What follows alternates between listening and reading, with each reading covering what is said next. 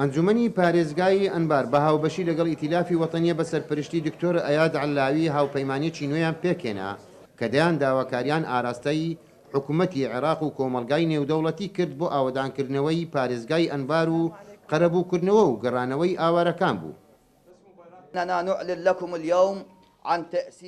ئێمە ڕادەگەین کە کوتلەی وەتەنی ئەنبارمان وەک قەوارەیەکی سیاسی سربەخۆدا مەزراند و داواکاریەکانمان پاڵپشتکردنی ئارامی ئەنبار و گێڕانەوەی ئاوارەکان و سوککردنی ئازاری ئەو کەسانەی کە لە ناوشارەکاندا ئابلۆقە دراون.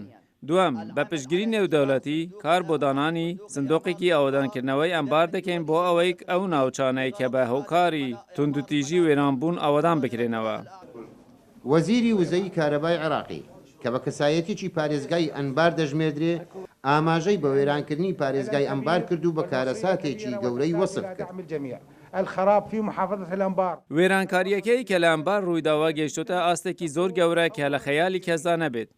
هەروەها لە ئاست دەوڵەت و ئەنبار و عێراق بەرزترە کە ڕووبەرەوەی ببینەوە.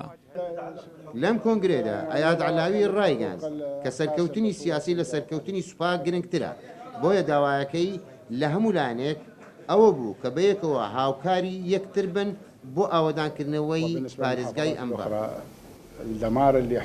ئەو وێرانکاریەی لە ئەنبار ڕوویدا بە سەرکەوتنی سوپایی چارەسەر ناکرێت، بەلکو بە سەرکەوتنی سیاسی یەکلایی دەکرێت، ئەویش بە جێبەجێکردنی یەکگرتنی کۆمەلایەتی و ئاشبوونەوەی نیشتیمانیە.